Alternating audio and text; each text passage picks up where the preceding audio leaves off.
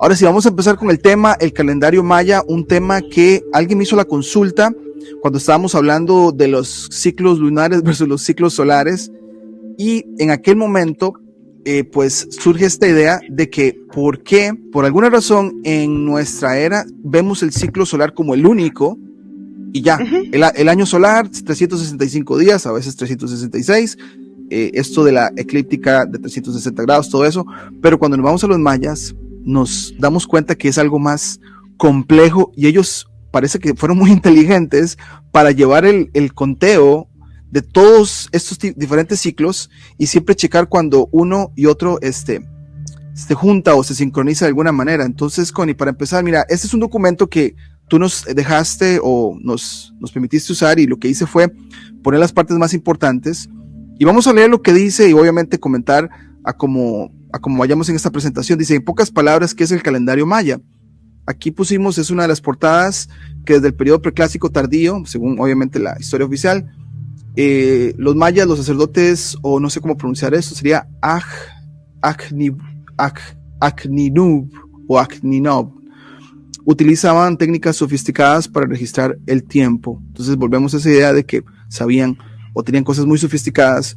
Y acá esto, una de las cosas que más me llamó la atención, lo que hoy llamamos calendario maya, en realidad consiste en una serie de ciclos y rituales astronómicos íntimamente conectados que a menudo implican cálculos matemáticos muy precisos. Sí, mira, de entrada, los mayas fueron los más obsesionados con el tiempo y con el registro, ¿no? Entonces, hay estructuras, ¿no? Templos y todo esto, el observatorio maya allá en Chichén Itzá, que está, por ejemplo, alineado con las salidas y las puestas de Venus, por ejemplo. Entonces eran los más obsesionados, pero no podemos decir que ellos hubieran creado todo, sino que vienen de otras culturas, y eso lo vamos a ver un poquito más adelante. Pero bueno, que es un calendario que después en el tiempo se considera mesoamericano, no exclusivamente maya. Pero le podemos llamar calendario porque es una forma de establecer ciclos que son referencias, que eso es en realidad lo que es un calendario. Lo que pasa es que este paradigma de conocimiento, el occidental me refiero, es un paradigma que nos ha enseñado el calendario gregoriano, que hace referencia a un ciclo del sol, que lo inician y lo terminan arbitrariamente. El punto es que en nuestro consciente y para todos en el paradigma, pues nos hablan de ciclos y es muy difícil sacarlos de la cuestión de entender días como días solares, ¿no? Correcto. Entonces, nada más tener presente durante la presentación que estamos hablando de un paradigma diferente, ¿no? Entonces, no hacer la relación todo el tiempo al año solar, porque nos perdemos. Claro, buenísimo. Entonces aquí continuamos, dice, bueno, acá parte del documento que me compartiste habla de cómo se inicia esto, quién empieza las investigaciones, hasta dónde podemos irnos atrás, y nos lleva a los olmecas, que supuestamente fueron considerados la cultura madre de Mesoamérica. Ahora sabemos que fue una de las culturas tempranas que florecieron en la cuenca mexicana y como está en el mapa, en el valle de Oaxaca y la costa del Pacífico. Y acá dice la tercera, la influencia olmeca en la cultura maya del preclásico también es evidente en varios sitios que van desde Chalchuapa en El Salvador hasta San Bartolo en la región Petén en el norte de Guatemala. Mira, los olmecas son los de las cabezotas, ¿no? Correcto. Que de un inicio los investigadores decían, bueno, hubo personas de raza africana aquí o qué, ¿no? Unas últimas investigaciones dicen que son bebés. Bebés, yo escuché eso. Que no necesariamente son, porque hay muchos elementos. Yo cuando fui a la venta en Tabasco, hay muchos elementos que hacen referencia a la natalidad, pues, ¿no? Hay como muchas madres con bebés y eso. Y hay un investigador que dice, no, o sea, son bebés. Y esos rasgos sí que los puedes encontrar en un bebé, ¿no? De hecho, esas cabezas olmecas también. O sea, una persona que tenga un sobrepeso, un mexicano que tenga cierto sobrepeso, no dista mucho de estas facciones, ¿eh? O sea, un labio grueso, Ujú. una nariz ancha, no está tan distante, pero tiene cierta lógica que que puedan ser bebés en lugar de africanos. Ujú. Sí, es como he escuchado eso. Perfecto, al parecer entonces, no sé si hasta más atrás donde se pueda, se llega a los olmecas antes de saltar, digamos que a los mayas, ¿no? Antes de eso había pues grupos, ¿cómo le podríamos decir? Precivilizados, ¿no? Que no Ujú. tenían tal vez elementos ornamentales o esto, el otro. Por cierto, ahí en Tabasco, en el Museo de la Venta, Olmeca, es donde está esta figurilla que trae una bolsita, ¿eh? O sea, Bolsita. Ujú. el de las bolsitas que se asemeja a los Ijiji, a los de Oriente. Ah, ok. Las Ok. bolsitas estas Bolsitas. famosas, Sí, sí, sí. ¿no? Es interesante esa representación, esa piedra no es maya, no es azteca, es olmeca, o sea, es Olmeca. decir, de la bolsita es de los más antiguos. Imagínate. Ok, bueno, excelente. Ahora vamos a saltar a lo que el documento habla de los... ¿Quiénes empezaron a analizar esto? No dice, se habla de 200 años, eruditos han podido decodificar los intrincados mecanismos matemáticos, ciclos y tablas del calendario para finalmente interpretar las claves fonéticas. Se habla de un fray, Diego de Landa, y descifrando del 80% que hoy se puede leer con certeza. Los primeros testimonios, al parecer frailes españoles del siglo XVI, que habrían interactuado con los últimos sacerdotes mayas versados de la escritura jeroglífica, y que en el siglo XVII el capitán Antonio del Río y el artista Ricardo Almendariz llevaron registros detallados de Palenque al rey Carlos de España. Curiosidad, creo que has estado en Palenque o estuviste cerca, ¿no? Algo Sí, así. no, sí he ido a Palenque ya 2 veces. Es de los sitios más grandes para explorar, tiene muchos pirámides, algunas son chicas y unas son Uh-huh. nada más basamentos, tienen una torre de observación y es de Imagínate. los lugares más interesantes. Metido así durísimo en la selva y entre montecitos, ¿no? Que Uh-huh. algunos los ves a lo lejos y dices, híjole, ¿no será eso una pirámide también? Ya sabes, esas que se ven Claro. muy picudas, por así decirlo. Tú dijiste torre de observación, ¿verdad? Uh-huh. Sí, estos tienen la de observación de Chichen Itza es redonda y la de observación de aquí es cuadrada. Es como una torre Ok, cuadrada. ok. Entonces es interesante que acá entre todo lo que está de sus primeras personas que trataron de entender esto, que Palenque esa parte le llamaba mucho la atención al rey Carlos de España, por lo menos lo que dice el documento, ¿no? Uh-huh. Ahora, después acá hablan pues de los científicos o las personas ya más modernas. Se habla de un señor que se llama Cyrus Thomas, que demostró que la lectura y escritura maya era de izquierda a derecha y de arriba a abajo en pares de columnas. Uh-huh. Dice el gran mesoamericanista Edward Seller Vai, me imagino, identificó en los glifos 4 puntos cardinales y su asociación con colores específicos. Entonces parece que no sé si hay arte rupestre ahí, por los mayas, entonces sí usaban los colores, ¿no? Sí, claro, había estelas y tenían colorido, ¿no? De hecho, hay un sitio que está metido demasiado en la selva y después de el ejército zapatista, pues es muy complicado llegar, pero tienen pinturas que son unos dramas, o sea, porque están todo rojo y Wow. los colores de la piel café, vivos verdes, azules, o sea, sí son impresionantes. ¿Cómo se llama Bueno, ahorita me acuerdo. Ok, ahí seguimos. Después un cambio dramático comenzó, esto ya es más moderno, 1958, cuando un investigador ucraniano, Yuri, Norosov, demostró que la escritura maya era precisamente de naturaleza fundamentalmente fonética.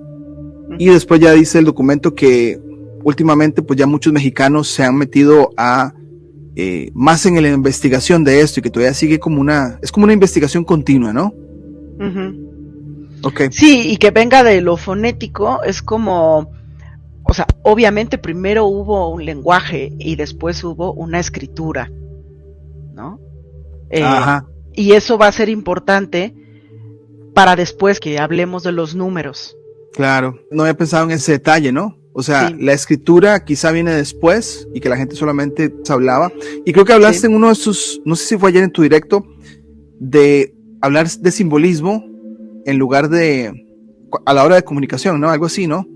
Habías hablado de simbolismo, me parece, ayer. Sí, porque hay cuestiones que ya se han reconocido como lingüistas y todo eso. Se ha reconocido que tu mente, tu inconsciente, reconoce símbolos con su traducción, por así decirlo, ¿no? Uh-huh. Reconoce el símbolo y sabe a lo que se refiere eso. Pero como somos inconscientes, ¿no? Nada más es un conocimiento que es parte, no se sabe todavía, ¿no? Sí, de un inconsciente colectivo o de una naturaleza humana, pero desde tempranas edades se sabe que identificamos símbolos. Claro. Y es interesante porque, mira, yo sí llevo una clase de lingüística por la carrera, digamos, que hago de educación, y sí nos hablaban de que a nivel de niños, de bebés, lo que el niño está escuchando es la entonación de los sonidos más allá de la división de palabras, ¿no? Está, entonces, la entonación comunica un lenguaje, ¿no? El niño va a saber cuando el papá está enojado simplemente con la entonación o cuando está feliz con la entonación, como decir la frase, ¿no? Sí, por ejemplo el cero, ¿no? Que precisamente no tiene ángulos y lo representan con una concha. Cierto. Que es como los árabes diseñaron los números arábigos, ¿no? Que con la cantidad de ángulos se hicieron los dibujos que representan los números. Cuando ellos todavía no identificaban el cero per se, acá en Mesoamérica sí. Claro, que es otra cosa que es muy llamativa a los mayas, el uso del cero, ¿no?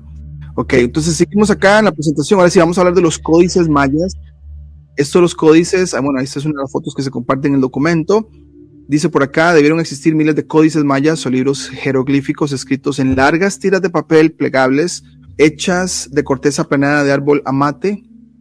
Aquí está el nombre científico al parecer. Hoy en día solo existen 3 de autenticidad comprobada: el códice de Dresde, el códice de Madrid y el códice de París. Estos documentos han sido fundamentales para conocer aspectos del pensamiento astronómico y religioso maya, aunque no contienen información sobre acontecimientos históricos y sociales. Y yo marqué ahí astronómico porque entonces empezaron a ver las conexiones astronómicas que tienen estos códices. Connie. Y es una lástima que se llamen por el lugar donde están, ¿no? Alojados ahora los códices, ¿no? Sí. Pero sí se destruyeron bastantes, aunque hubo algunos frailes y eso que eran los más pues iluminados, digamos, que trataron de entenderlos, a ver cómo cuentan los días, a ver esto, lo otro. Ya hemos hablado en otras ocasiones de que gracias a esa interacción, que se agradece, ¿no? Que en algunos casos no fue como en Estados Unidos, que llegaron a arrasar con todos, que sí hubo una interacción acá y que por lo menos les preguntaron y trataron de entender. Y de ahí salió la cuestión de la corrección y del año bisiesto, ¿no? Que les dijeron, hey, no, o sea, cuando ustedes están diciendo que es el equinoccio, no es, necesitamos que llegue a este punto, salga el sol por esta pirámide y entonces sí tenemos el equinoccio. Y entonces les hicieron ver que iban 11 días atrasados. Y después de eso, en una bula papal, acuerdan el año bisiesto cada 4 años, es ponerle un día extra, pero fue gracias a que sí hubo esa interacción entre ellos. En México y bueno, lo que incluye que es Honduras, Guatemala y Belice, ¿no? Por lo menos los mayas. Claro. Ok, continuamos acá, dice, este es otro arte que se comparte en el documento. Y dice ahí que páginas del Códice de Madrid que representan las 8 divisiones del universo, con glifos para los días de Solquín. Se muestran figuras de dioses con elementos como maíz y copal. ¿Te acuerdas que te pregunté la palabra copal? No conocía, yo pensé que quizá podría ser nopal, copal, pero voy a mostrar aquí un acercamiento a la imagen. Acá dice que 8. Mi interpretación, cuando hablan de 8 partes, dice 8 divisiones. Digamos, 1, 2, 3, 4, 5, 6, 7 y 8, así, esas 8 divisiones. Cuentan el centro se cuenta como un punto cardinal. En este caso, en realidad es norte-sur, este-oeste. Este-oeste, ok. Sur-este, sur, oeste, Ajá. noreste y noroeste. Claro, ok. Esas son las 8. Las 8 partes, sí. Que es como actualmente también dividimos nuestro plano, ¿no? De existencia que alcanzamos a ver. Por eso las representaciones se erran un poco porque no te explican que es una representación topocéntrica de su realidad y de la gran mayoría que ustedes ven como, si quieren ustedes, una tierra plana abovedada, pero no están hablando de la tierra plana, en realidad están hablando de su ámbito de acción, que es correcto. Lo que alcanzamos a ver, que uno de esos círculos, bueno, es el plano de existencia, que son 360 grados y está dividido en 90 grados, principalmente para norte, sur, este y oeste, y cada 45 grados tenemos otra dirección. Ok. A eso es a lo que se refieren con las 8 direcciones del universo, del mundo. ¿Sabes qué es interesante? En el último video que hice de los incas en Chile, así hicieron en Santiago. Por lo menos las pruebas es que está dividido en 8 partes. Claro. Y es con las puntos cardinales también. Interesantísimo. ¿Qué fue lo del copal que me contaste ayer? Lo del copal es como un incienso. Y entonces se quema en una vasijita, ¿no? Y es una cuestión ritual, ¿no? Quemar copal en eventos, en fechas específicas. Otra cosa que me gustaría mencionar es que no todas las culturas mesoamericanas hacían sacrificios. O sea, en realidad los que hacían sacrificios y que sí, que hay pruebas, son los aztecas, pero los aztecas fueron mexicas, ¿no? Que debemos de llamarles. En realidad fueron una cultura, un grupo de personas que venían del norte, no se sabe bien, aunque se rastree el origen, que sabían manejarse en el agua, ¿sí? Y que llegaron y fundaron un imperio y sometieron a todos los demás, ¿saben? Ya quedaban pocos mayas para eso, ya no quedaban sacerdotes ni nada de eso. Entonces, hay muchas culturas diferentes en México. Y a lo mejor lo último que lo que conocen en el extranjero, pues le llaman aztecas. Y esos, pues sí, eran unos bárbaros, pero ellos tenían sometidos a todos los demás. Es por eso que la conquista del Reino de España fue posible, porque se aliaron los pueblos que estaban sometidos para que los españoles entraran y derrocaran, ¿no?, a los mexicas. Fueron como el puente, quizá. Claro. Claro. Y les explicaron cuándo hacer las cosas por distancias, o sea, fechas donde les iban diciendo cuándo hacer sus movimientos militares, por así decirlo. Claro, buenísimo. Si no hubiera sido posible, había demasiada gente aquí para defenderse, pero pues ya estaban hartos de estar sometidos a los mexicas. Por Buenísimo. eso se alían con los españoles. Con los españoles, ok, buen dato ese.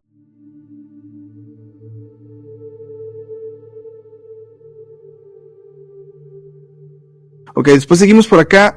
Ahora sí, vamos a hablar ya de números, que es lo más, en mi caso, o en mi opinión, lo más fascinante de los mayas, ¿no? 20 días, base 20 y 13 números. ¿Cómo se combinan? Y porque si lo multiplicas, 20 por 13 da 260. Dice por acá, el tiempo está representado por, bueno, acá te hablan de 260 puntos que marcan el paso o recorrido de 20 días y 13 números, pero más adelante nos van a hablar ya con detalle de la primera serie, ¿no? De 1 al 13. Acá se habla de que desde aproximadamente el año 600 a.C. comenzó a desarrollarse en Mesoamérica un sistema posicional de base 20, a diferencia del babilónico, que es de base 60, gracias al cual los mayas podían registrar números que llegaban a los cientos de millones mediante combinaciones de solo 3 símbolos diferentes. El punto, que equivalía a una unidad, la barra, que equivalía a 5 unidades, y una variedad de símbolos que representaban la idea del cero, que fue lo que estábamos comentando, Connie, entre ellos una concha y una flor. La base 20 nace de los dedos, ¿no? 10 en las manos y 10 en los pies. Y están relacionadas, como la astrología occidental, ¿no? Pero acá es diferente, con las orientaciones, o sea, norte, sur, este, oeste y el centro, que son 5, con elementos de la naturaleza, con cualidades como son frío, cálido, húmedo y seco, En fin, hay muchas similitudes con la astrología occidental, solo que esta información está mejor organizada. Ellos decían que cada 20 días cambiaba la flora, la fauna y el clima en general, y que por eso se basaban en ese 20, pero este calendario de 260 se le considera ritual, o sea, no se le considera un calendario que esté relacionado con eventos astronómicos per se, pero después vamos a ver que se puede llegar a alineaciones, digamos, ¿no? Entre comillas, porque los números, cuando se suman en grandes cantidades de ciclos, nos da una tendencia y una posible coincidencia con otros eventos, como puede ser el ciclo sinódico de Venus, pero ya lo vamos a ver. Más ahorita, en un ratito. Entonces, eso sí me llamó la atención. Bueno, ya lo habías dicho, lo de la concha para el 0, y habías dicho, bueno, te he escuchado muchas veces de que probablemente los mayas fueron la única o quizá una de las pocas que empezaban la cuenta desde 0, ¿es así? Sí, yo en realidad siento que todos, pero el problema es que la interpretación, otra vez, del paradigma occidental, a muchos no les permite ver esto. Si ellos te están dividiendo en 8 rumbos, si les queda claro, norte, sur, este y oeste, es muy probable que ellos entendieran la base sexagesimal, ¿sí?, de los ángulos, de los grados. Claro. Entonces, a mí no me resulta sorprendente que conocieran el 0. ¿Por qué? Porque cuando haces observación de los astros, te das cuenta que para que llegue, digamos, un astro al mismo punto que lo viste hace X ciclos, ¿no? Resulta que hay un espacio entre ese punto y el siguiente punto, digamos, o entre 0 y 1 grado. Y yo siento que ellos se dieron cuenta de eso. Por eso tenían que decir, no, necesitamos algo que defina ese momento. Entonces, por ejemplo, nosotros podemos decir 360 en el sistema sexagesimal equivale a 0. ¿Sí? Porque es el momento en el que termina. Otra forma de decirlo sería 359 grados con 59 minutos y 59 segundos. Segundos, ajá. ¿Sí? Entonces, con un segundo más, ya son 360 grados, pero sin necesidad de pasar al 360, podemos decir 359 grados, 59 minutos, 59 segundos. Y el que sigue es el 0. Es el 0. Ya no serían 360. Y de 0 a 1 grados, ya estamos hablando de otra posición celeste. Entonces, yo siento que muchas de las interpretaciones que el paradigma occidental hace de las culturas antiguas no toman en cuenta esto, ¿no? Claro. Por eso, por ejemplo, no podían entender el calendario solar, no podían entender que tuviera 365 más un cuarto, ¿no? Un cuarto. Y era muy difícil explicarlo, pero si ellos tenían una comprensión de 360, no días, sino grados, entonces la cosa cambia, ¿no? Claro. Y esto, ahora que estás mencionando eso, creo que no lo vamos a tocar, o no lo tenemos en esta presentación, pero lo del año, del dividir ese día que se agrega en los bisiestos en el calendario gregoriano, los mayas lo partían en 4 partes, ¿no? Y cada año era 365 días y un cuarto, ¿es así, verdad? Es así, lo que pasa es que precisamente como tienen muchos ciclos unidos, pasando al mismo tiempo, por eso es incomprensible para las personas. Pero si sabían exactamente de solsticios y equinoccios, no es lógico que no supieran entonces que el año eran 365 días y un cuarto de días. Y claro que lo sabían. Entonces, hay un investigador que se entrevista con los que quedan todavía, y ellos les explicaron, sí, un año nuevo se celebraba en primera con el segundo paso cenital del sol, que acá hay pasos cenitales del sol porque estamos dentro de los trópicos, y del segundo paso cenital del sol, un año se hace a cierta hora, que puede ser las 6 de la mañana, el siguiente año se celebra el nuevo año pues a las 12 del día, el siguiente año a las 6 de la tarde y el siguiente año a las 12 de la noche, que eso ya sería un día más. ¿Y cuánto se tomó? Pues 4 años. 4 años. Es justo la reinterpretación del año bisiesto, ¿no? Sí. Y en la bula papal, que era más fácil decir, bueno, mejor le aumentamos un día a hacer lo que ellos hacían de dividirlo en 4. Entonces, pero 360 grados de la medición celeste es donde caben 365 días y un cuarto de día. Caben en 360. Y esto también lo hacían los egipcios, y también el templo de Dendera medía solsticios y equinoccios. Entonces, a veces aquí siento que la falta es de los modernos, ¿no? Que interpretan una cultura de la que igual y no les da, no por falta de conocimiento, sino porque estamos dentro de un paradigma, base 10, base 10, todo el... requiere que te abras un poquito a que existan otras posibilidades para hacer este tipo de mediciones. Claro, buenísimo. Ok, bueno, continuamos. Dice por acá, bueno, ahí está un acercamiento de esa foto, la pusimos ahí, o imagen de todos los 13 números, porque vamos a combinarlos a la serie de 20, pero son, así los llamaban, me imagino que por pronunciación o fonética, se dieron cuenta que es la mejor pronunciación, ¿no? Y después, por acá, tengo la otra, que son los 20. Ahorita aquí ponemos la descripción. Dice: los glifos de los 20 días del calendario ritual Solkin estaban representados dentro de un bloque de días, compuesto por un marco y un pedestal de 3 volutas en espiral debajo del signo. Con frecuencia estos mismos signos aparecen en contextos no calendarios, modificando en ocasiones su valor de escritura, fenómeno que se conoce como polivalencia. Esto nada más nos habla de que no está tan fácil, tenía su complejidad comprender una fecha, porque no era el tiempo lineal como lo conocemos ahora, sino era un tiempo circular que se repetía. Eso lo que les quedaba más claro, esta repetición se daba en otro momento, ¿sabes? Y entonces iban combinando, y hay veces que el glifo podría cambiar, pero no porque cambiara la cuenta o fuera una cosa arbitraria, sino porque a lo mejor lo que interpretan los estudiosos es que como hay otro tipo de tono, ¿no? De ese 13 o de ese 20, que no es exactamente igual que el pasado, sin embargo se repite la cuenta, entonces habría que darle un toquecito de una cosa nueva, ¿no? Para distinguirlo del justo anterior. Pero no es que fueran arbitrarios o que tuvieran un símbolo, muchas definiciones, sino como la palabra dice aquí, polivalencia, puede valer esto en un año, pero en otro año vale otra cosa. Sin embargo, hace referencia al ciclo eterno que se repite.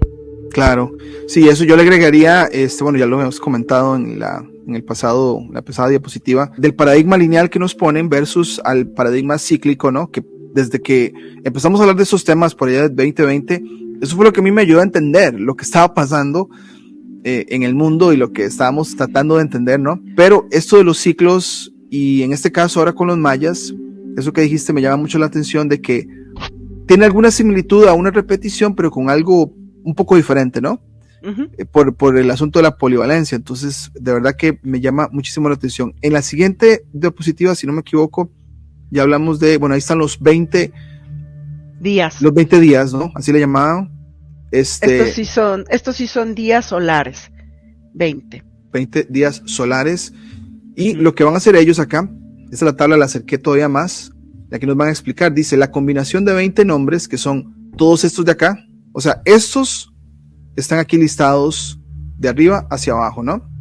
Y espero que se pueda ver con el mouse, que lo que estoy haciendo. Y después aquí están las combinaciones, que son 13. Entonces dice por acá, la combinación de 20 nombres con los 13 números da como resultado una suma de 260 días. Nombre y números no se repiten hasta que pasen 260 días. Y obviamente para los que nos están escuchando, lo puedo explicar, es bien fácil. Vean que aquí empieza con el nombre, el 1, pero cuando llega el 13 vuelve a reiniciar la cuenta, y cuando llega a la parte de abajo, 7, el siguiente una vez que se recorre todo el 20 y vuelve otra vez la cuenta el primero, donde se dejó ese 7, ahora empieza acá el 8, y así lo va haciendo en cada ciclo de 13, ¿no?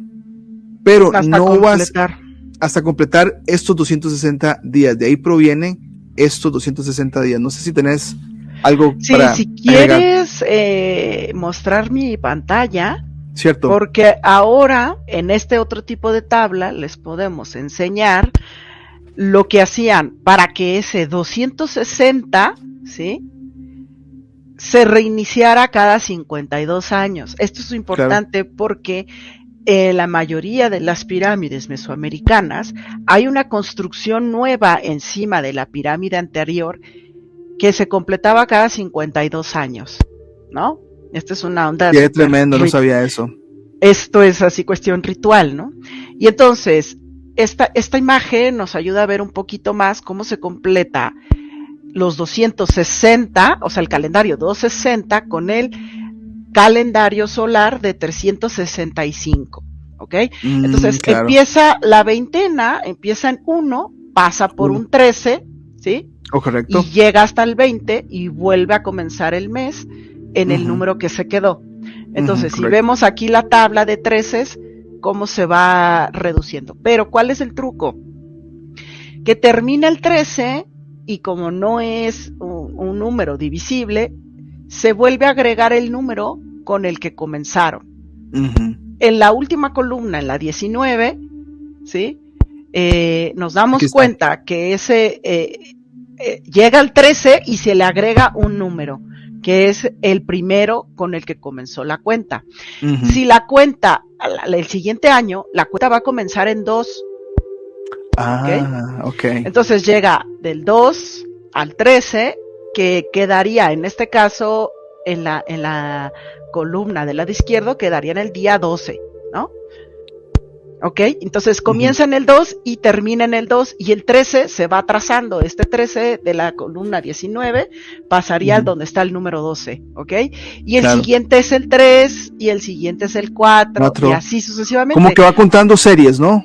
Va la serie 1, la serie 2, la serie 3, ok. A eso es a lo que le llaman el amarre calendárico, porque siempre hay un número extra ahí, y tiene que ver con el número donde se inicia la cuenta. Entonces, si tú multiplicas 20 por 18, ¿cuánto te da? Oh, espérate, 20 por 18. Voy a sacar mi calculadora rápidamente. A eso hemos llegado con la tecnología. Con la tecnología. Sí, 20, ¿cuánto es? Por 18. 20 por 18, estamos hablando 360. 360. Y entonces ahí tenemos los 5 días. ¿Ok? Pero si no está este truco matemático de agregar un día, no tenemos un calendario de 365 días. ¿Ok? Esto es independiente al conteo de solsticios y equinoccios. O sea, por eso está súper complejo, ¿no? Pero tiene su lógica. ¿Ok?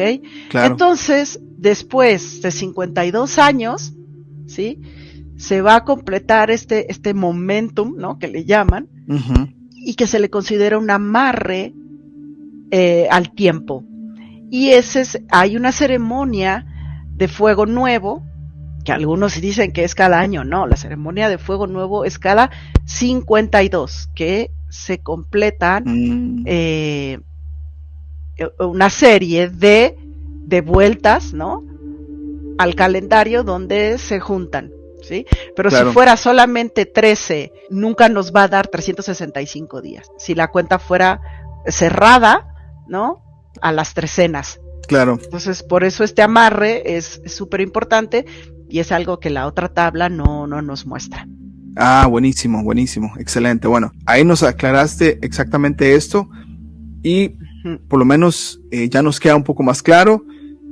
Por cierto, voy a tratar de todo lo que estamos usando acá en el directo lo voy a tener en la descripción para aquellos que quieran pues repasar la presentación que tenemos y estos documentos también. Seguimos con esta presentación, Connie. Aquí está otra vez más.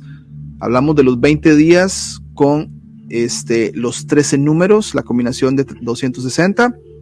Acá agregamos esta sucesión de días, se construyó poniendo los coeficientes del 1 al 13 antes de cada uno de los 20 números de los días, ahí la multiplicación para que nos dé 260. Y así entonces hacían la secuencia, ¿no? Te hablaban de uno, creo que se dice IMIX, ¿no? Porque eso es una I, bueno, ya no sé, 2 IC, 3, ahí está, hasta llegar al 13, y obviamente acá se vuelve a empezar a 1, ¿no?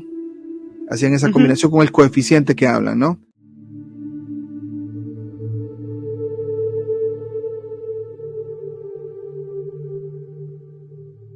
Vamos a hablar de lo que es la cuenta larga y la cuenta corta, que está muy conectado a todas estas teorías que empezaron a darse del final de una cuenta en 2012, ¿no? Pero ahorita llegamos a ese tema. Hablamos del que los mayas registraban el tiempo a través de varios ciclos de calendario entrelazados. Y lo interesante o lo fascinante de esto, de hecho, es que ellos no solamente, es que estamos programados a pensar que, ok, 365 días y ya. Ellos, porque está basado en el sol, pero ellos tenían, ok, Venus está llevando tanto conteo, los planetas por acá están llevando tanto conteo, la luna tanto conteo, y llevaban el seguimiento a todos estos conteos y ciclos, y estaban siempre checando dónde es que se van a entrelazar, y cuando eso pasa, hay algo importante, ¿no? Entre los que se encuentra la cuenta larga, como ven acá, con sus 5 periodos de tiempo distintos que permiten determinar intervalos precisos de muchos miles de años, ¿no?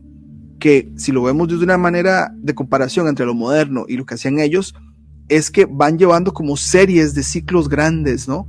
Ahorita lo vamos a ver acá. Después dice la cuenta corta, característica de la península de Yucatán, el Solkin o profecía o calendario ritual, el Hab o año solar, año vago, de 365 días, la rueda calendárica resultando en una combinación del Solkin y el Hab. Entonces, esta combinación de los 260, lo que mostró Connie, viendo y contando las series de esos 365 días, sería la cuenta corta. Sin embargo, cuando hablamos de cuenta larga, ellos tenían otro sistema para ir llevando cómo contamos miles de años y cómo contamos eras, ¿no? Entonces, acá venimos ya a la explicación de la cuenta larga. Connie dice por acá, el calendario de cuenta larga da a cada día una denominación única dentro de un periodo de tiempo de aproximadamente 5.125 y un tercio de años solares o tropicales. Después dice por acá, una fecha de cuenta larga más una fecha de la rueda calendárica que incluye el Solkin y el Hab, fue utilizada por los antiguos mayas para colocar eventos míticos e históricos en orden cronológico. Entonces, tenían su cuenta larga para decirnos, qué sé yo, en la era en que estamos, más un día del año normal solar, me parece, para identificar eventos míticos históricos. Es algo complicada, ¿no?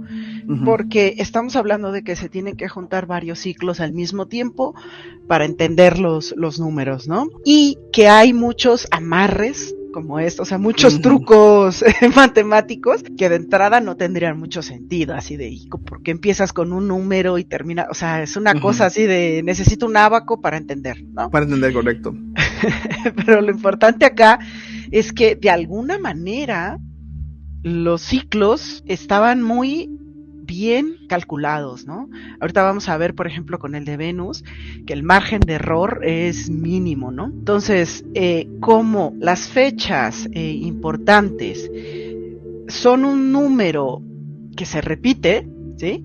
Por eso necesitamos algo extra, algo más, que sería la cuenta larga, para dividir, para hacer una diferencia entre una y otra cosa. Claro. ¿No? Entonces, acá también llama la atención que el ciclo aproximado de 5,000 y piquito años coincide con otro egipcio también de 5,000 y pico años, que es la estrella polar, ¿no? Entonces, durante 5,000 y pico años, la estrella más cercana al polo norte es Polaris, pero hubo otra que fue Vega y hubo otras, no son tan visibles como Vega y Polaris, ¿no? Pero por lo menos esas, y sí son unos periodos de 5,000 años, si quieres, claro. Esto requiere otro video, pero cada 5,000 años y piquito hay un ciclo. Sí le podríamos llamar una era astrológica, pero no por características que se designen en esa era, sino porque sí pueden marcar un cambio generalizado y tal vez tengan que ver con lo que ahora le llamamos mucho como un reset, como cambios climáticos importantes y eso, ¿no? Entonces, más allá de las eras astrológicas, en realidad sí podríamos hablar de eras astrológicas, pero no en el sentido de los signos, como lo hemos visto ya va incansablemente. Claro. Sino que sí hay unos ciclos que se cumplen cada 5,000 años y tal vez estaría bueno estudiar un poquito más esta cuenta larga maya con la de los egipcios, porque se ve que hay conexión. Sí, yo estaba pensando, o sea, si yo multiplico 5,525 por 5 nos da aproximadamente 25,000, quizá cerca de 26,000, que viene siendo el año platónico. Exacto, exactamente. Que es para que toda la esfera celeste vuelva en este bamboleo a encontrarse en el mismo lugar de arranque. Sí, y lo que pasa es que nadie ha sido preciso en ese sentido, porque en realidad nunca vuelve al mismo punto. O sea, sí hay una relación, pero el bamboleo y la precesión que hace el cielo respecto a la observación celeste desde la superficie terrestre no vuelve exactamente al mismo punto.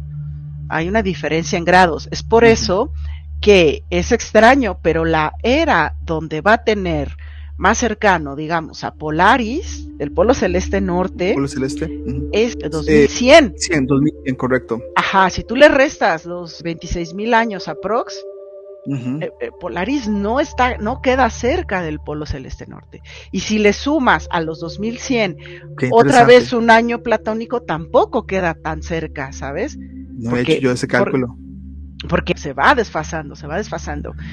Entonces, en realidad el año platónico pues es un cálculo así muy general que sale muy estimado, que sale de multiplicar los 72 años por un grado, que da 25,920 años. Pero esto no es tan así. Ya la suma de muchos años se empieza a ver ese desfase y se empieza a ver que las estrellas fijas no están tan alineadas a la eclíptica como en otro momento de la historia. Esto lo podemos hacer con programas y eso, o sea, no estoy diciendo que sea la verdad, pero por lo menos esos desfases mínimos sí se llegan a notar en poco tiempo. Entonces, la maravilla que hacían los mayas era esto, ¿no? Y entonces, si le sumamos esto y si le sumamos aquello, ¿cómo va a ser dentro de no sé cuántos años o cómo fue dentro hace tantos años? Sí, claro.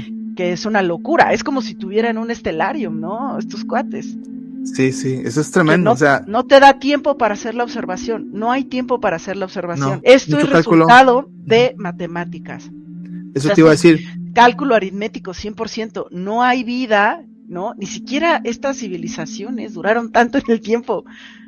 O sea, no duraron 1000 años para hacer observación. Claro. Esto no sale de observación. O sea, sí, observación local y anual y eso, obvio, pero sale de que, esto observamos en un año o en un periodo sinódico de Venus o en 5 periodos sinódicos de Venus, entonces vamos a calcular qué es lo que va a pasar en los siguientes 5 periodos sinódicos de Venus y así sucesivamente. Correcto.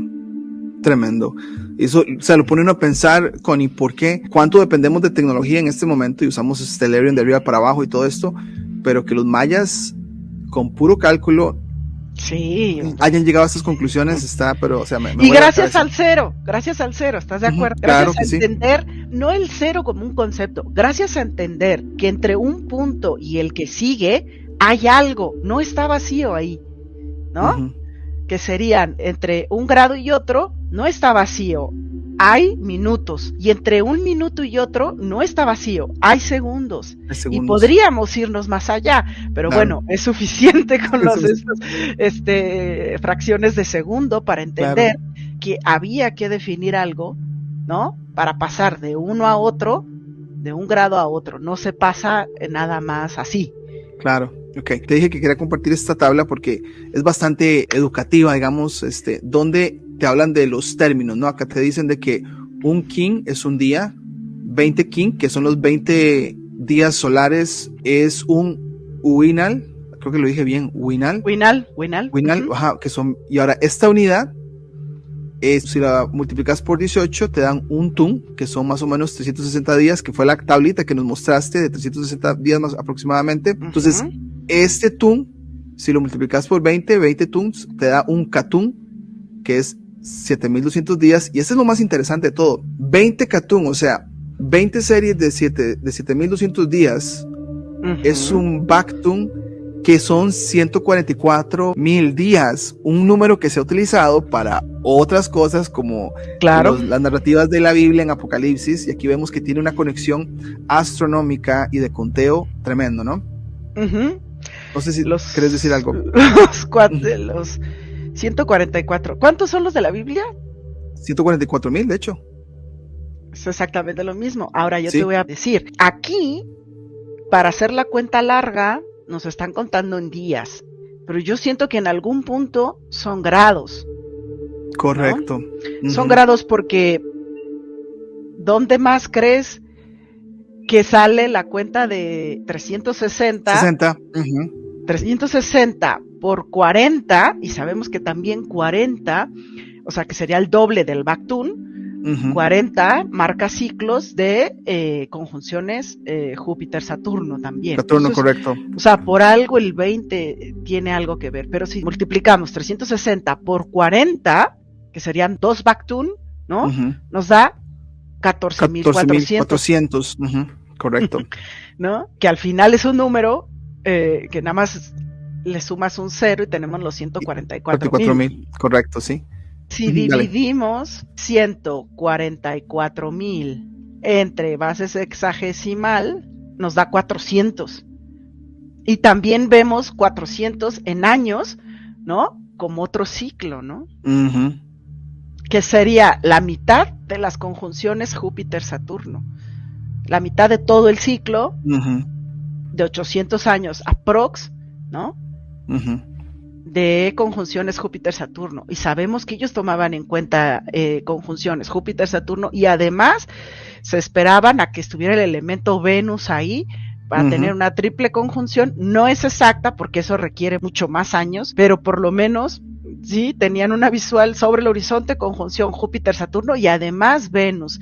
Y además que cada uno tuviera uh-huh. una distancia de X grados, los mismos grados entre Júpiter y Venus, digamos, y uh-huh. los mismos grados entre Saturno y Venus, y no tan separados. Entonces, ya cuando te metes en la cuestión de los días, dices, ¿qué onda con estos güeyes? O sea, ¿qué estaban viendo? ¿O de dónde o a quién canalizaron? ¿O qué es esto, sí, no? Canalizar, sí, como estabas hablando anoche. Pero bueno, respecto a las interpretaciones del paradigma, hay que decir que sí, que les falta meter más la concepción del sistema sexagesimal, porque aunque sea la base 20, esta 20 si la multiplicas, también te puede dar un sistema sexagesimal, uh-huh, que tiene sentido si sabemos que de donde sacan los ciclos grandes, pues tienen que ver con el cielo. Claro, exactamente, sí. Bueno, ahí está, lo que está abajo en esta tabla es lo que hablamos de los más o menos 5 años de esta era grande que los mayas calculaban con esta cuenta larga, y si multiplicamos esto por 5 nos da aproximadamente lo que se llama como el año platónico de unos 25,000, 26,000 años, que uh-huh. Entonces esa conexión tiene mucho que decir. Entonces esa es la cuenta larga. Acá seguimos, dice, el calendario gregoriano se define por el nacimiento de Cristo, en el calendario maya se llama fecha era, cuando tuvo lugar la última de una serie de creaciones del mundo, cayendo 13.0.0.0.0, y te dan ahí pues la parte de la cuenta corta, ¿no? Que es la combinación del número con el día, y que se calcula, es otro estimado, ¿no? 13 de agosto del 3114 antes de Cristo. Sí, pues hay más datos, pero hay uno que no coincide, pero que sería el 9 de agosto. No, yo leí 9 de agosto. 9 de agosto o 15 de septiembre, ahorita no me acuerdo, de 2800 algo, ¿no? Que está basado justo en esta misma manera de hacer el amarre, ¿no? Pero bueno, es complejo porque precisamente tendríamos que ver de cuál estamos hablando. Si estamos hablando 360 por sistema sexagesimal, o si estamos hablando de la suma de 260 en los periodos que se van sumando, ¿no? Entonces, no, tan fácil no está. Bueno, aquí continuamos, dice por acá, otros ciclos, esto lo tomamos del documento que nos compartiste. Además de esto, existen ciclos lunares, esto está tremendo, por cierto, de 18 meses distribuidos en 3 semestres diferentes, ciclos de 819 días en algunas regiones como Usamancinta, y un ciclo de 7 días que todavía apenas se comprende. Yo esto no lo conocía, pero te habla de que también le seguían el conteo a la luna, ¿no? Sí, y es que si tú tomas en cuenta el sinódico, ¿no? pues es de 29 días y medio. Pero acuérdate que tenemos el ciclo dracónico que dura 27 días y un quinto de día, ¿no? Uh-huh. Tenemos el anomalístico, que no sé si lo utilizaban tan así, pues, porque sabían de los eclipses. Entonces, no estoy segura de si utilizaban una especie de saros, pero de que le quedaban claros los ciclos, les quedaba claro, ¿no? Uh-huh. Los 18 meses es relativamente fácil porque los nodos lunares se mueven cada 18 meses. Entonces, los eclipses lunares, que es más fácil que darle seguimiento al eclipse solar, uh-huh. Pero pues con un solar y un lunar que tengas, comprendes el ciclo, nada más le vas sumando, uh-huh. Excepto que el solar no lo estás viendo. Entonces, a lo mejor ellos tenían esta comprensión de que no estamos viendo el eclipse, pero está sucediendo. En cambio, con la luna sí tenemos pruebas, ¿no? De que cada 18 meses cambia de, digamos, acá en occidental, de signo. De signo, sí te iba a decir. Uh-huh.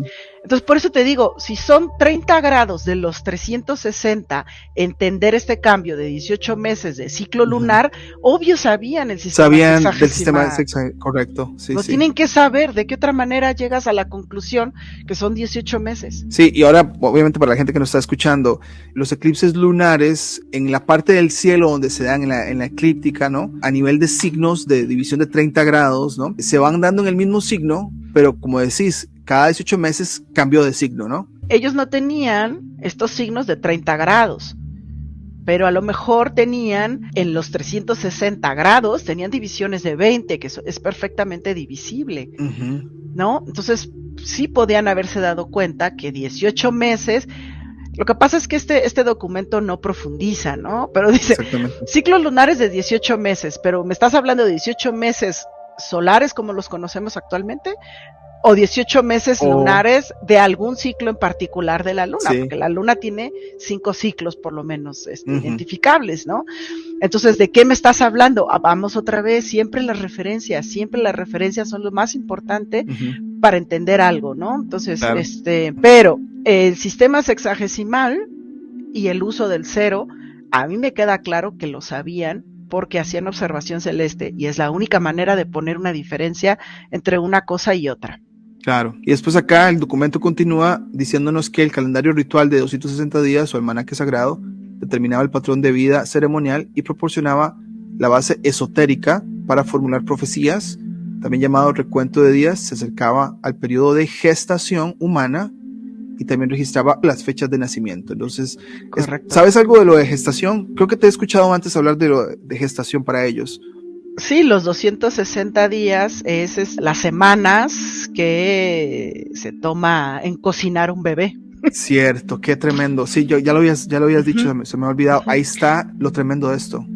Sí, entonces hacían bastantes relaciones al cuerpo. Lo de los 20 puede ser por conjunción Júpiter-Saturno a nivel macro, pero a nivel cuerpo son los 20 dedos que tenemos, pies y manos. Y el calendario de 260 pues tiene que ver con el número de días, para que se dé la gestación, ¿no? Tremendo. Y no sabemos si en el pasado las mujeres estaban más sincronizadas, pues no tenían luz artificial, ni televisión, ni pantallas, y no sabemos si estaban mucho más sincronizadas con los ciclos sinódicos lunares, y esto nos daría claves, ¿no? Por ejemplo, quedó embarazada en luna nueva, ¿no?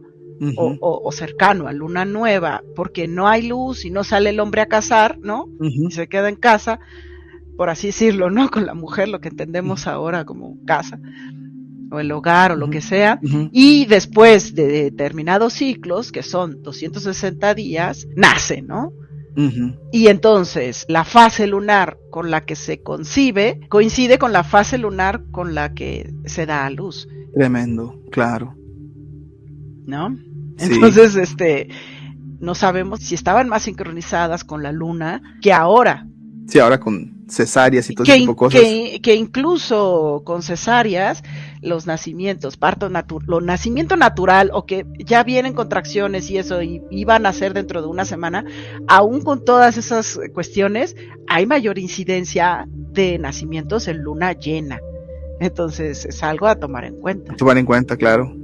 Buenísimo. Yo había escuchado esto de vos y hasta ahorita ya me recordé, claro, la gestación, los 260 días está conectado a eso y es de verdad que tremendo. Y ya después, bueno, aquí el documento termina hablando de hoy en día si se pueden encontrar lugares donde se sigue un poco estos calendarios o estos ciclos.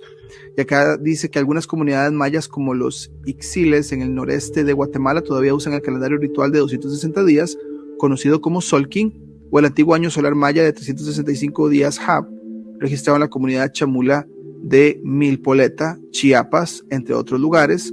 Me llamó la atención Chiapas, que ha sido pues una área muy conflictiva, ¿no?, entre los nativos o la gente que vive ahí con el gobierno mexicano, ¿no? Asimismo, comunidades remotas de la península de Yucatán todavía realizan rituales, no sé, como Achemen o peticiones de fabricantes de medicina. Después, ya es el último, en la antigüedad el calendario gobernaba todos los aspectos de la vida ceremonial. Entre las festividades de carácter prehispánico que aún existen en la actualidad se encuentran las relativas a la regeneración y las de pedir lluvia a los dioses.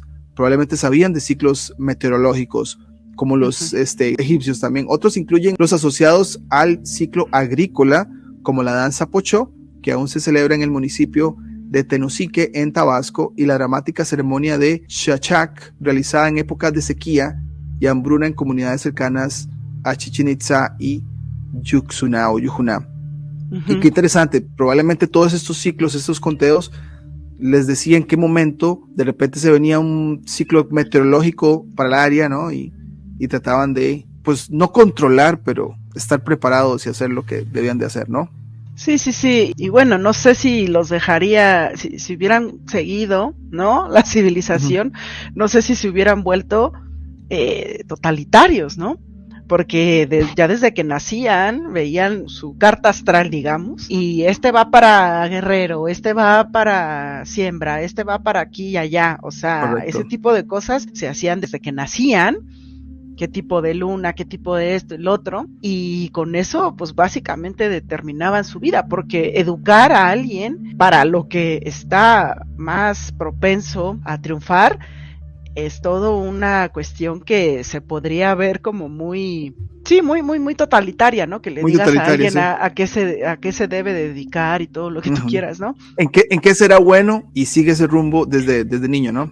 Exacto, ¿no? Claro. Entonces acá estoy segura de que veían la posición de Venus, porque Venus era como el Marte para la astrología occidental. Y bueno, y dependiendo me imagino, de las necesidades de las ciudades-estado, ¿no?, que eran, pero si hubieran seguido en su medición y en su eso, se me hace que se podrían haber vuelto totalitarios, ¿no? Sí, claro que sí, claro.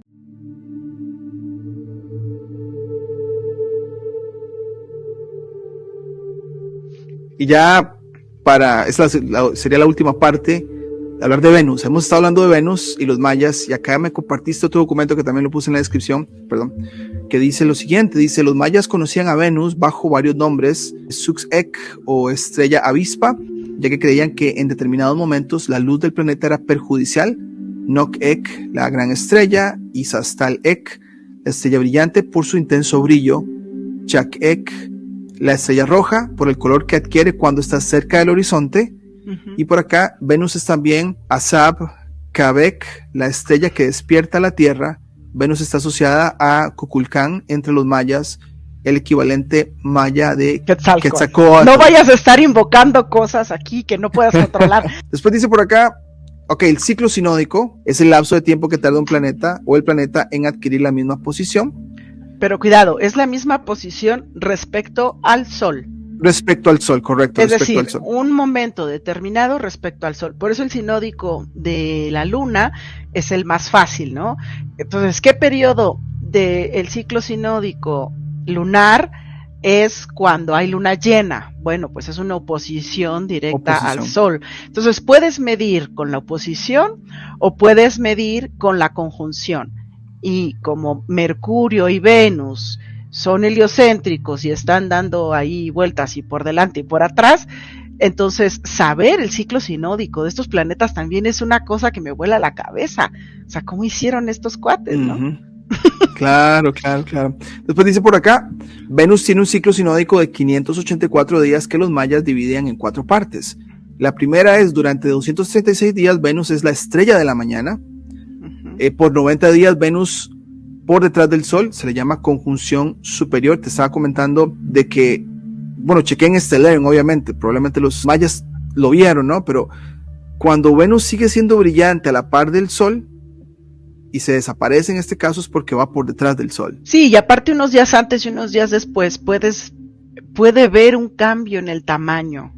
O sea, es mínimo, pero se puede ver, o sea, cuando va a acercarse y que todavía es visible a hacer una conjunción inferior, que es, o sea, por enfrente del Sol, ¿sí? Estaría más cerca de la visual local, ¿no? Y entonces se vería más grande, pero cuando pasa por detrás se vería ligeramente más pequeño. No detrás, porque ya no lo ves por la luz. Sí, ya no lo ves, exactamente. Me refiero a los momentos antes de que vaya hacia atrás del Sol y que todavía es visible sobre el horizonte. Claro, y después acá, durante 250 días, Venus es la luz de la tarde y breve periodo de 8 días, Venus está enfrente del Sol, conjunción inferior, y con esta, por observación, puede ser que esté enfrente del Sol, pero me imagino que tiene también algún proceso dracónico en las que va a estar por arriba y por abajo, entonces no se va a ver como lo que hablamos acá con Daniel de Cultivos Catalpa, ese paso que se vio en Bragado. Es la separación de Venus respecto de la eclíptica, que sería otro ciclo, ¿no? Esa separación nos daría, que es como los eclipses también, nos daría que se presente una visual de tránsito frente al Sol o no. Esa sería la diferencia. Claro, y después acá nos hablan de... Y un poquito antes, porque hay una diferencia entre los días que se ve como lucero de la mañana y los días que se ve como lucero de la tarde, ¿no? Y es porque en la tarde, recién se mete el Sol, ya puedes ver a Venus. Y cuando es en la mañana, igual y todavía no sale el Sol, pero pues ya lo dejaste de ver porque ya hay suficiente luz. Pero los dos se supone, ¿no? Los dos alcanzan los 45 grados de altura respecto a un horizonte cero de tu visual local. ¿Dijiste 45? ¿Verdad? 45 grados de altura. Imagina, 45 es la mitad de 90. Entonces lo conecté a las 8 Sí, no, todo esto es así. Tremendo. Ok, entonces dice por acá, es el reaparecer después de los 8 días que dura la conjunción inferior, que se creía que su luz podía ser altamente perjudicial para los hombres, causando muerte, pestilencia y destrucción, dependiendo del día en que se produjera la reaparición dentro del calendario ritual de 260 días. Quiere decir que en el conteo que llevaban ellos, se encontraba una sincronización a esa reaparición. No era que cada reaparición era mala, sino que cierta reaparición en algo que se sincronizaba en sus otros calendarios o sus otros ciclos podía representar algo negativo, digamos. Sí, porque aparte es diferente, es decir, no es lo mismo la reaparición de Venus como estrella del atardecer en un cierto periodo o ciclo que en otro. Y digamos, si son 5 puntas, ¿no?, de la estrella que formaría el ciclo sinódico de Venus, ¿no? No es lo mismo cuando se dé en una punta que cuando se dé en la otra. Correcto. Y esas son las diferencias que el calendario ritual de 260 días sí podía hacer, aunque los 260 días estuvieran repitiendo todo el tiempo. Y ya acá dice, la creencia de la mala influencia que podría tener Venus al reaparecer después de la conjunción inferior persistió hasta los aztecas, quienes de acuerdo a los anales de Cuantitlán pensaban que sus penetrantes rayos podían causar heridas. Entonces, al parecer los aztecas tomaron información de los mayas, ¿no? Es que, ¿sabes qué? Que esto está muy locochón, muy complejo. Yo no sé si tomaron información de ellos. Yo no sé si los aztecas en realidad no venían de tan lejos y eran un grupo que se decidió a tomar el poder, que era relativamente local. O yo no sé si cuando vieron el calendario que se estaba manejando hasta esos días, yo no sé si lo que dijeron, sí, es correcto, porque nosotros también veníamos usando algo similar, ¿sabes? Sí, claro. Hay muchas posibilidades, pero como te repito, los aztecas los mexicas pues solo duraron aquí unos 200 años. No es suficiente. O sea, no es suficiente para que ellos crearan una nueva cultura. O sea, ellos ya venían con algo, y lo interesante es que ese algo, por lo menos en cuestión de calendario, fuera exactamente igual que lo que se usaba. Digo, cambia el glifo, cambia la representación de un mes, pero usaban las trecenas y usaban las veintenas, ¿no? Imagínate. Y la instauración de la ciudad, que ahora es la Ciudad de México, que se llama Tenochtitlán, eso se hizo con una conjunción Júpiter-Saturno, además de Venus.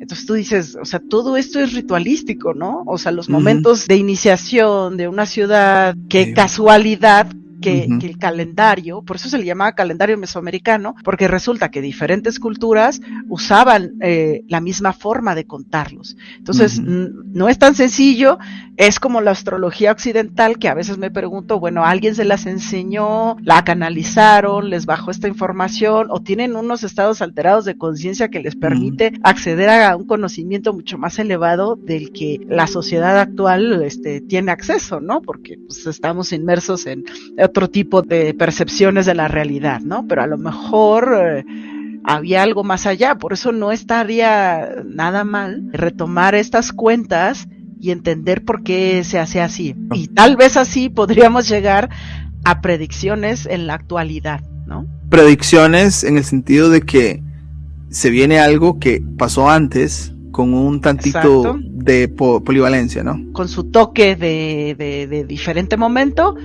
pero de tiempo cíclico, ¿no? Buenísimo, y ahora sí, vamos acá donde dice, pero era en la obsesión de los mayas por los ciclos donde residía en gran parte la importancia de Venus. 5 ciclos, lo que estabas hablando de las 5 puntas sinódicos de este planeta corresponden casi exactamente a 8 años de 365 días, y es obviamente la multiplicación, ¿no? De las 5 partes que se da, me imagino que es en la eclíptica, ¿no? Como si viéramos la eclíptica circularmente y 5 puntos, ¿es así? Yo creo que sería más exacto si las cuentas se harían respecto a grados matemáticos, ¿no? Con base sexagesimal. Claro. Pero de todas maneras esto está muy acertado, ¿no? Porque 5 ciclos sinódicos de 584 días es igual a 8 años de 365 días, los 2920 días, ¿no?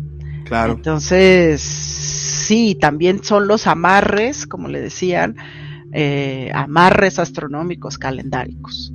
Y después acá ya dice la conexión con el año ritual de 260 días se va después de un Huehuetilitzli, periodo de 104 años que corresponde a 65 ciclos sinódicos. Y ahí estamos viendo pues el fractal en grande de 65 ciclos sinódicos venusianos y 146 años rituales. Es una locura, porque ¿sabes qué se da también cada 104 años? ¿Qué? Conjunción de Mercurio-Venus. Imagínate. O sea, conjunción exacta, pues. Sí. No, cuando lo empiezas a ver, dices, no puede ser, no. O sea, sí es un reloj muy complejo y las cuestiones de las conjunciones todavía son más, porque no se dan exactas en un tiempo que tú puedas alcanzar a vivir, ¿no? Lo vimos con la conjunción Júpiter-Saturno, estuvo cerca, pero la separación de la eclíptica hace que sea una conjunción diferente.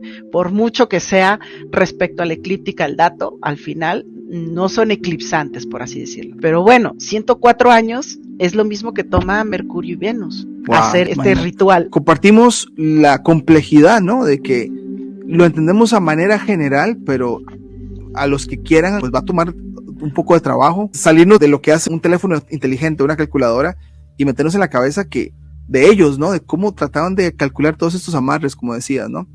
Ahora, por acá vamos a irnos ya a la otra parte que, bueno, los mayas hicieron elaboradas tablas para corregir las pequeñas discrepancias entre el periodo sinódico de Venus, el año y otros ciclos. Así, al haber transcurrido 301 ciclos de 584 días, los mayas habían restado en total 24 días. Seguramente hicieron esto porque, por los grados, ¿no crees? Bueno, no sé. Sí. En forma análoga a nuestra costumbre de agregar un día cada 4 años, y con esta corrección podían predecir la posición de Venus con un error de tan solo 2 horas en 481 años. De verdad que Correcto. Estaban obsesionados en llevarle el conteo a esto. Dice que tenían tablas. Estaban a otro nivel. Como la tabla que te mostré, que hacían un truco matemático, que es ponerle el mismo número que se repita con el que empezó y así sucesivamente. Entonces dices, güey, o sea, ese truquito matemático es el único que se hace que se junte después de ciertos ciclos de 260, que tenga sentido con ciertos años solares de 365. Entonces, todas este tipo de tablas y de este tipo de trucos se hacían para cada uno de los ciclos sinódicos, y el de Venus, que toma más años, que por ejemplo, medir el ciclo sinódico de la Luna, pues es impresionante, 2 horas en 481 años. Claro, y ya para terminar, mira, queríamos hablar del 2012. Esos fueron los tránsitos de Venus frente al Sol. Uno se dio en 2004 y 2012. Y creo que, aquí te lo puse como pregunta, todo lo que se habló en 2012 del calendario maya, ¿tendría tal vez alguna conexión a este paso frente al Sol de Venus? Yo digo que sí, que son este tipo de cronodistancias, ¿no? Es un término que está utilizando un pariente mío, no es porque sea mi pariente, sino porque se apellida Valle, que está haciendo estudios sobre cronodistancias, le llama él, que son el tiempo que hay entre un evento y otro, que ha descubierto que son solsticios o equinoccios o una parte de ciclo de Venus o esto o aquello, o sea, es impresionante. Entonces, si una cuenta larga terminó el 21 de diciembre del 2012 y ese mismo año hubo un tránsito de Venus frente al Sol que además terminaba con un ciclo sinódico, ¿no? Sí. Si tomamos en cuenta un tránsito de Venus frente al Sol como el inicio o el fin de un ciclo, este estaba terminando un ciclo sinódico específico de Venus, que serían los 5 que toma para que vuelva a la misma posición relativa, ¿no? Respecto a la eclíptica. Claro. Pues algo nos tiene que decir. Ahora, el 21 de diciembre del 2012 es el solsticio de diciembre o invierno para acá, pero este tránsito se da en junio, ¿sí? Que está cercano al solsticio de verano o al solsticio de junio, ¿no? Entonces, para mí sí, hay un final de varios ciclos en ese año. Claro, ¿y qué tal a las fechas de paso cenital también? No sé si sean no recuerdo cuál es el mes. Pues mira, la estela de donde sale justo la conclusión, lo que pueden concluir del final del Sol, del cuarto ciclo, que les da, según ellos, el 21 de diciembre del 2012, sale de Tabasco. De un lugar, okay. y aparte es que no termina aquí, Alan, es una cosa, Alan, sale del lugar donde nació AMLO. Ay. Es Macuspana, Tabasco. Imagínate. De ahí es la estela, ¿sí? Que habla del fin del ciclo, ¿no? Y que da la fecha del 21 de diciembre del 2012. Bueno, entonces, hay gente por ahí que está creyendo. De todas maneras, AMLO no es profeta en su tierra. O sea, hay mucha gente que no lo quiere ahí en su propia tierra. Pero es el lugar donde nació este señor. Entonces, imagínate, esta gente está pensando que, no sé, que es el mismo Kukulcán regresando a la tierra, qué sé yo. Y bueno, ahora, eso está interesantísimo, pero también quería agregar que del 2012, la última vez que Venus pasó enfrente del Sol fue del video que hicimos con Daniel, que fue en 1892. Entonces, para los que apenas están familiarizando con esto de los planetas, que Venus se pueda ver enfrente del Sol, no sucede siempre. Se da como casi más de 100 años para que suceda, y antes del 2004, la anterior fue en 1892, y con otra par que es en 1874. Entonces tiene que pasar una generación y media quizá de personas para volver a ver esto, ¿no? Y esto es volver a ver el fenómeno, pero en realidad están dentro del ciclo, de 5 ciclos sinódicos, de 584 días, ¿no? Ajá, correcto. 84 días, sí, 584. Entonces, si estos ciclos los multiplicas, quedan dentro de una serie, es como una serie de saros, ¿sabes? Pero son diferentes lo que se toma en cuenta para encontrarlos. Porque ahorita se va a tomar, ¿qué? ¿130 años para ver uno? 130 aproximadamente, sí. ¿No? Entonces aquí ya hay una separación de varios años, lo que nos indica que sí, que el 2012 es el final de un periodo donde teníamos visible en estos años, pues, este tránsito de Venus frente al Sol. Pero el hecho de que haya 100 y pico de años entre este momento, 2012, y el que sigue para ver un tránsito de Venus frente al Sol, nos habla de que sí, de que es muy probable que termine un momento ahí. Un ciclo más grande de Venus. Claro. Que se reactiva dentro de 130 años, una cosa así. Y bueno, Connie, yo creo que ya cubrimos la presentación que teníamos acá. No sé si tenés algo más que agregar. No, pues si se quedaron picados, hay más información de este tipo de rarezas, de que miren, y este coincide con este, y este coincide con el otro. Claro. Que lo veremos ya que Allen también se haya embebido un artículo que le acabo de mandar, muy interesante. Claro. No, y te decía, bueno, para las personas que apenas están, digamos, entrando o adentrando estos temas, es muy importante entender a los planetas como tal, ¿no? Es una manera que hemos hablado, y desde que vos me dijiste cómo los antiguos astrónomos veían los 7 planetas visibles, incluidos Sol y Luna, en el orden de Luna, Mercurio, Venus, Sol número 4 y los otros 3, y cómo se mueven, que para estas culturas lo que era Júpiter, Saturno eran pues ciclos largos, y ahora en este caso estamos viendo Venus con estos ciclos sinódicos y sus series.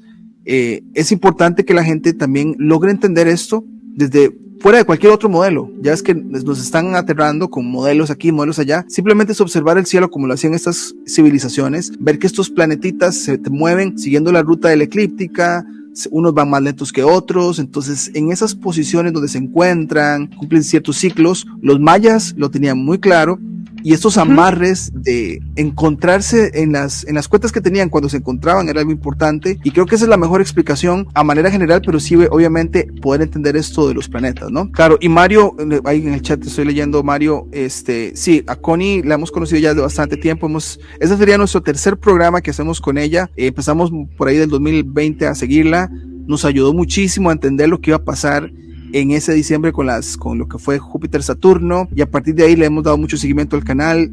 Participamos en su canal, ella hace buenos programas transmitiendo con su cámara capturas. El tránsito de Marte tras la Luna es eso es buenísimo. Tiene que ver, y el tránsito de Júpiter tras la Luna también, genial. Y para agregarle a eso, Connie, o sea, el trabajo que haces, me parece que, bueno, yo trato a veces de transmitir algo del cielo cuando puedo, pero creo que vos tenés la experiencia de estar controlando la cámara, transmitiendo, no es así como tan fácil, y has capturado cosas tremendas. Este es tu canal, ¿no?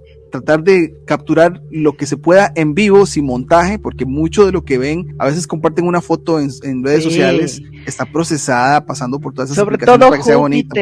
¿no? Júpiter, Saturno, te muestran unas imágenes que digo, bueno, ¿cómo le hace? Tal vez se pueda hacer con telescopios potentes, pero lo que sí es inigualable es que a la cámara le conecto una capturadora y sale directo, ¿no? Claro. Y podemos observar a Júpiter, identificarlo, no solo por las lunas o los satélites que tiene, sino por las rayitas, ¿no? Que se le ven, ese tipo de cosas que... Claro. Y aparte son súper emocionantes porque Buenísimo. Dices, yo no le toco, ni sé, no soy una gran editora, ni tiendo de tocar demasiado un programa para obtener una imagen falsa, ¿no? O sea, hacemos una transmisión en vivo y es lo que es. Sin filtro de nada, de hecho, sin filtro de nada, y creo que así, en mi opinión, es muchísimo más creíble que cualquier foto tocada por ahí que comparten en redes sociales. Te quería agradecer una vez más por unirte a esta locura de compartir esta información, que me parece que es importante enseñarle a todos, y como siempre, de verdad, muchísimas gracias, Connie. No, gracias a ti por la invitación. Saludos a todos. Bueno.